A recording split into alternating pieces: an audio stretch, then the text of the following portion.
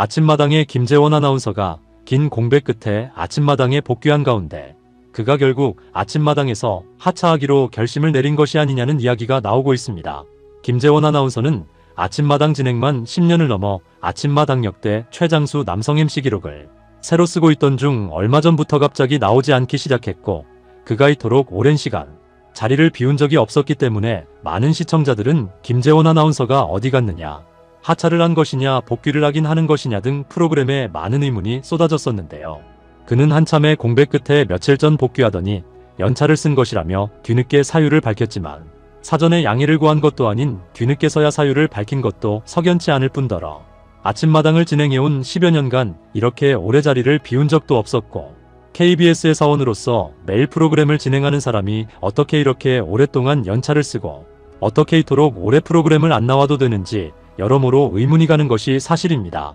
더구나 많은 사람들이 김재원을 보고 30대 후반이나 40대 초반 정도로만 봤다가 실제 나이가 67년생으로 58세라는 걸 알고 깜짝 놀라곤 하는데, 그만큼 정년퇴직이 코앞으로 다가왔고, 얼마 전에는 아침마당에서 잘리면 뭐해 먹고 사나 라고까지 말하며 직접 하차에 대한 이야기까지 입 밖으로 꺼내더니 급기야 며칠 전에는 KBS 직원인 그가 CBS 새롭게 하소서 프로그램까지 출연하며 새롭게 하소서 MC 자리 없나요? 라는 충격 발언까지 했는데, 아나운서는 방송사의 직원이기에 타방송사 프로그램에 출연하는 것도 불어되어 있을 뿐만 아니라 아무리 방송사로부터 허락을 받았다 하더라도 타방송사에 나가서 여기 MC 자리 없나요? 라고 물어봤다는 건 그가 이제 정말 퇴사를 하고 아침마당에 대한 하차 생각을 하고 있는 건지 의문을 자아내게 하고 있는데요.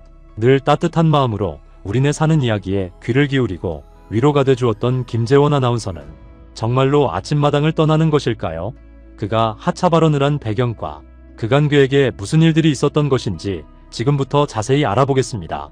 방금 언급한 대로 많은 사람들이 김재원을 보고 30대 후반이나 40대 초반 정도로만 봤다가 실제 나이가 곧 환갑을 앞뒀다는 걸 알고 깜짝 놀라곤 하는데, 그는 어린 시절 어머니가 호텔에서 미용실을 하시다가 불이 나면서 미용실에서 일하던 누나들 몇 명이 세상을 떠났고, 이때 큰 충격을 받았는지 독실한 불교 신자였던 어머니는 이날부로 교회를 나가시게 되었으며, 어머니는 뒤늦게 교회를 나간 게 무색할 만큼 신앙이 굉장히 뜨거웠는데, 훗날 그의 고백에 따르면 당시 어머니가 자주 아파트 창문을 열고 예수님 사랑해요 하고 외쳤으며, 또한 함께 버스를 타고 가면 옆에 앉은 사람에게 꼭 전도를 하셔서 당시 어린 김재원은 무척 창피했다고 합니다. 그렇게 어머니가 뜨겁게 교회를 다닌 지 2년 남짓 됐을 때 어느 날 몸이 아파서 병원에 갔더니 담석증이라고 진단받고 수술까지 했지만 호전이 없길래 다시 알아보니까 간암이었고, 이후 어머니는 새벽마다 웅얼웅얼 방언으로 기도하며 갑자기 예수님이라고 외치기도 하셨지만 결국 그가 중학교 1학년 때 세상을 떠나고 말았습니다. 당시 어린 김재원의 인생에서 어머니가 없는 삶은 생각지도 못한 상황이라 이후 그는 많이 당황하고 방황하게 되는데, 특히 학창시절 매학년 진급할 때마다 반장엄마가 학부모 모임을 만들고 집에 전화가 오면 엄마 계시니? 엄마 안 계시는데요. 늦게 오시니? 아니요, 안 계시는데요. 라고 하며 한부모 가족만이 겪는 서러움을 뼈저리게 느꼈다고 합니다. 그렇게 어머니를 잃고 이후 아버지와 단둘이 살게 된 그는 아버지가 아들을 정말 헌신적으로 키우셨는데, 당시 굳은 집안일도 혼자 도맡아 하시며 특히 아침잠을 깨우던 아버지의 도마 소리가 지금도 잊혀지지 않는 게, 보통 어머니들의 도마 소리는 탁탁탁탁 경쾌한 리듬이라면 당시 아버지의 도마 소리는 탁탁 뭔가 서툴고 투박했지만 그래도 어린 김재원에게는 그것이 깊은 사랑의 울림으로 들렸다고 합니다.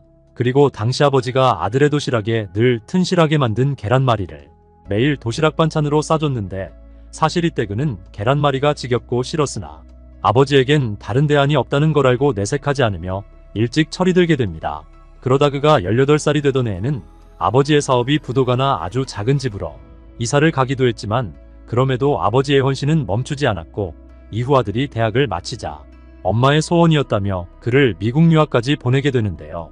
한편 이 무렵 그는 인생에서 빼놓을 수 없는 사람인 지금의 아내를 만나 결혼을 하게 되는데, 사실 그의 아내는 초등학교 6학년 때 책상에 금을 그어놓고 아웅다웅하던 짝꿍이었고, 성인이 되어서도 같은 교회를 다니며 서로가 서로에게 소개팅을 해주겠다고 나설 정도로 말 그대로 친한 친구였는데, 어느 날 김재원 그가 그래도 네가 제일 낫더라 라고 고백한 뒤 두 사람은 본격적인 연애를 시작하게 됩니다. 미국에서 유학을 하게 된 김재원은 당시 아내와 1년간 편지를 주고받으면서 사랑을 나누다가 그 후 아내 예방학에 맞춰 마침내 결혼까지 하며 미국에서 신혼생활을 시작하게 되는데요. 그렇게 미국에서 유학과 결혼 생활을 하던 어느 날 하루는 새벽 2시쯤 한국에서 전화가 와 그는 한국에서 누가 시차를 잘못 계산해 한밤중에 전화를 했나 보다라며 못마땅한 마음으로 수화기를 들었는데 이때 그의 아버지가 힘없는 목소리로 재원아 내가 아프다. 네가 한국에 들어와서 아버지 장례 치르고 가야겠다 라고 하시고 아무 말씀도 없이 전화가 끊어지고 말았습니다. 알고 보니 아버지는 당시 뇌경색이와 쓰러졌던 것이었고 그래서 다시 전화를 걸어봤지만 수화기를 잘못 놓았는지 계속 통화 중신호만 가자 이때 사촌과 친구들에게 급히 전화를 걸어 집에 가봐달라고 부탁하며 그는 그 길로 공항으로 향하게 됩니다. 당시 그는 아내와 결혼한 지 딱 2개월이 된 신혼이었는데 아버지의 소식을 듣고 두 사람은 급히 한국으로 돌아가야 했고 비행기를 타고 오는 동안에도 혹시나 아버지가 그대로 돌아가시는 건 아닌지 당시 얼마나 마음을 졸였는지 한국으로 오는 10시간이 10년보다 더 길게 느껴졌다고 하는데요. 그 후 아버지는 병상에서 눈물로 아들을 맞이하며 천만다행으로 의식은 되찾았지만 신체 예반 쪽이 마비돼 거동이 불편해지면서 결국 유학 생활을 완전히 접고 이날부로 아버지의 보호자가 되어 밤낮으로 아버지를 간호하는 병원 생활이 이어지게 되는데 당시 그가 아버지의 기저귀를 갈아드리고 밥을 떠먹여드리고 또한 걸음마도 가르치며 마치 갓난아기 때 아버지가 그에게 해주었던 일들을 되갚는 일들을 하게 됩니다.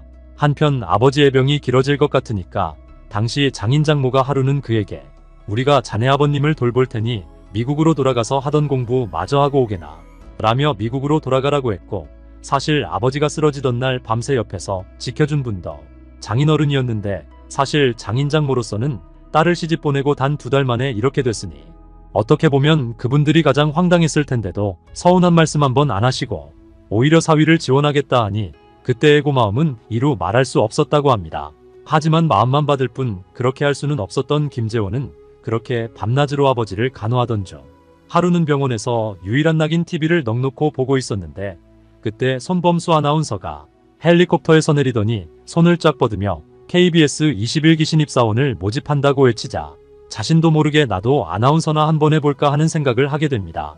사실 그가 아나운서의 꿈을 가졌던 건 초등학교 때부터였지만 자신의 꿈이 과하다고 판단해 잠시 아나운서라는 꿈을 내려놓았다가 병실에서 우연히 본 모집 공고에 한번 해볼까라는 용기가 생겨 이때부터 본격적인 입사 공부가 시작되게 됩니다. 당시 그는 낮에는 아버지를 간호하고 아버지가 주무시면 철야 공부를 시작했는데 이때 장인어른은 일간지를 오려서 그에게 시사상식을 퍼날랐고 또한 병실 보호자들은 채널 선택권을 그에게 모두 양보하며 그렇게 의사, 간호사, 보호자, 심지어 환자들의 염원이 모아져 목숨 걸고 공부한 결과 기적처럼 단 2달 만에 아나운서 시험에 진짜 합격하게 됩니다. 결국 그는 28의 늦가기로 방송사에 입사했고 그런 아들을 아버지는 무척이나 자랑스러워했으며 당시 방송이 끝나고 시청해주셔서 감사합니다. 건강하세요라는 그의 엔딩 멘트는 사실 투병 중에도 아들이 진행하는 프로그램을 놓치지 않고 챙겨보는 아버지를 향한 멘트였는데 이때 그는 병원에서 살다시피 하며 신입사원 연수받는 3달 동안에도 병원 간호사방에서 양복으로 갈아입고 출근을 했고 이후 춘천으로 발령을 받은 후에도 춘천에서 저녁 때 퇴근을 하면 2시간 동안 청량리행 기차를 타고 아버지를 보러 왔다가 춘천행 막차를 타고 돌아가 몇 시간 쪽잠을 짜고 새벽에 출근하는 생활을 1년간 반복했으며 이후 서울로 재발령 받고서는 집에서 5년 정도 아버지를 모셨는데 당시 밤근무를 주로 해서 마감 뉴스를 한 뒤 아침에는 아버지를 모시고 재활병원에 다니며 6년이나 직장생활과 간호를 병행했건만 김병에 효자 없나 보다 라는 생각이 들 때쯤 아버지는 끝내 세상을 떠나시게 됩니다. 아버지가 숨을 거두실 당시는 김재원이 평일 아침마당을 대타로 진행하던 시기였는데 방송이 끝나니까 아버지가 돌아가셨다는 전화가 와서 4일간 장례를 치르고 돌아오니 아침마당 PD가 그에게 무리한 부탁인 줄 알지만 또 토요일 진행을 해달라고 해서 나는 방송하는 사람이니까 라고 생각하며 슬픔을 참고 토요 노래자랑을 진행했고 한때는 아버지의 병간호가 길어지다 보니 자신도 모르게 김병에 효자 없나 보다 라는 생각을 하기도 했지만 잠시나마 그런 생각을 했다는 게 너무 죄송스러우며 6년간 아버지를 간호하면서 어린 시절에 나누지 못했던 대화를 이때 정말 많이 나눴는데 그렇게 떠나실 줄 알았다면 더 일찍 아버지와 얘기하고 마음을 표현할 거라는 후회를 지금까지도 하는 바람에 만약에 어린 시절로 돌아갈 수 있다면 그때는 아버지와 아들로서 정말 많은 대화를 나눠보고 싶다고 말했습니다. 그 후 KBS 아나운서로 활발히 활동하던 그는 입사하고 오랜 시간이 지나자 매일 반복되는 일들을 하다 보니 매너리즘에 빠진 것 같기도 하고 재충전도 필요해서 회사에 무급휴가를 내고 퇴직금까지 중간 정산받아 가족들과 함께 돌연 캐나다로 떠나게 됩니다. 당시 그는 회사나 어디로부터 공식 지원을 받은 것도 아니었고 프로그램을 3개나 하고 있었는데 그걸 다 내려놓고 과감하게 떠났으며 퇴직금에 미리 손을 댄 건 60대에 쓰는 것보다 40대에 좀 더 효과적으로 쓰는 게 낫지 않을까 하는 생각에서였는데 부족한 부분은 그가 캐나다에서 일식집과 샌드위치 가게에서 설거지와 배달을 해서 충당했으며 그렇게 캐나다에서 공부는 공부대로 노동은 노동대로 하면서 일상에서 벗어나자 순간순간이 행복했고 1달러 팁의 소중함도 느꼈으며 무엇보다 고마웠던 것은 아들 친구들 집에 배달을 간 적도 많았는데 아이가 한 번도 그걸 부끄럽게 여기지 않았던 점이었다고 합니다. 그렇게 그는 원래 1년을 생각했다가 2년 있기도 아쉬워 3년을 채우고 한국으로 돌아왔고 돌아와서는 박사 논문을 쓰면서 아침마당을 진행하고 또한 대학 강의도 나가면서 캐나다에서의 3년이 충분히 충전이 되었는지 가장 밀도 있는 삶을 살아가게 됩니다.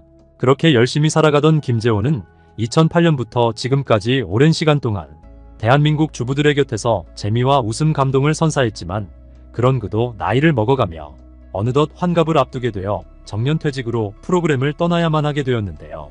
그는 아침마당에서 잘리면 뭐해 먹고 사나 라고까지 말했는데 자신의 인생을 돌아보며 나는 인생을 나라에 비유한다. 태어나면 아들이라는 나라에 살다가 결혼 후에는 남편이라는 나라에 입성하고 아이를 낳고 나면 아버지의 나라에서 살게 된다. 그런데 그 중에서도 아버지의 나라에서 사는 것이 가장 힘든 것 같다. 사실 우리 아이가 사춘기 때는 말을 안 하고 거의 무건수행 같다는 생각이 들 지경이었는데 이 시기 대부분의 청소년들은 웬만하면 말을 안 하게끔 유전자가 형성돼 있다. 그래서 이때 나는 오히려 소통하려는 욕심을 놓았다. 대신 아빠는 늘 너와 대화하기 위해 기다린다는 뜻으로 오늘 별일 없었어. 밥은 먹었고 등 몇 가지 질문만 했다. 그러다 유독 아이가 말을 길게 하면 말할 마음이 있다고 생각해 대화를 해나가고 다시 침묵으로 일관하면 아이한테 시간을 줬다. 그러다 하루는 아이가 집에서 너무 말을 안 하니까 아내가 학교에 간 적이 있는데 선생님이 다행히 친구들과는 말을 잘한다고 하더라. 그러면서 해주신 말씀이 원래 아침마다 휴대폰을 다 내야 하는데 매일 잘 내던 우리 아들이 하루는 내지 않았다고 하더라. 그때 선생님이 그 이유를 물으니까 아들이 한참 머뭇거리더니 실은 우리 아빠가 오늘 아침마당을 마지막으로 하는 날이에요. 제가 그 방송을 꼭 보고 싶어요 라고 했다더라. 그 말을 듣고 뭐랄까 이 아이의 마음속에는 아빠가 들어가 있구나. 아이는 아이의 방법대로 나를 위로하고 있었구나 라는 생각이 들더라. 그리고 한 번은 내가 사랑 1위 퀘스트를 진행한 적이 있는데 그때 나를 캐스팅하신 PD께서 이런 말씀을 하시더라. 김재원 씨가 방송국 밖에서 어떤 삶을 살고 어떤 가치관을 따르고 있는지는 모릅니다. 하지만 한 가지 부탁이 있다면 사랑 1위 퀘스트를 하는 동안만큼은 유흥을 하지 마시고 책 잡힐 만한 일은 안 하시면 좋겠습니다. 이 일은 단순한 방송이 아닙니다. 일종의 구제사역이고 성직자들이 하는 일과 다르지 않습니다. 라고 하더라. 그래서 이때 느낀 게 아나운서라는 직업은 내 삶이 정제되지 않고는 할 수 없는 일이구나 라는 걸 깨달았다. 그리고 우리가 흔히 아나운서라고 하면 말을 조리 있게 하고 상대방을 잘 설득할 것이라 생각하지만 사실 대화란 유리공을 주고받는 일로 잘 받으려고 조심하고 또 잘 주려고 노력하는 과정이 모두 필요하다. 또한 사람들은 누가 말을 잘하고 못하고를 평가하지만 각자 고유의 말하는 방식이 있고 그대로 의미가 있다는 걸 알았으면 좋겠다. 말은 못하는 게 아니라 그냥 원래 다 다르게 하는 거다. 먼저 나는 저 사람의 마음이 될 수 없고 저 사람은 나의 마음이 될 수 없다는 걸 인정하는 게 제일 중요한 것 같다. 그래서 나는 소통 강의를 할 때면 소그림과 통그림을 사람들한테 보여준다. 그러면 청중들은 일단 웃는다. 소통이라는 게 이렇게 터무니없는 거다. 소와 통이 무슨 연관이 있을 수 있겠는가 하지만 저 통이 소에게 여물통이 되어줄 때 그 둘은 뗄 수 없는 관계가 된다. 이처럼 소한테 여물통이 되어야 소의 마음을 살 수 있는 거다. 이렇게 나와 다른 사람의 연관고리를 찾아나가는 것. 그게 소통의 시작이라고 생각한다 라고 말했습니다. 여러분은 아침마당을 보다 보면 생방송임에도 단 한 번의 실수나 부자연스러운 부분이 없이 늘 자연스럽게 유쾌한 분위기로 물을 넣어가듯 진행이 되고 있다는 걸 발견하고 계신가요? 거기에는 김재원 아나운서의 빼어난 소통 능력이 숨어 있다는 걸 여러분은 발견하셨나요? 평생 말하는 일을 직업으로 삼아 성실히 살아오며 누구와의 대화도 자연스럽게 풀어가는 김재원이 앞으로도 지금처럼 건강하고 성실한 모습으로 우리들의 머릿속에 남아있기를 바라며 아나운서 김재원에게 따뜻한 응원을 보내겠습니다.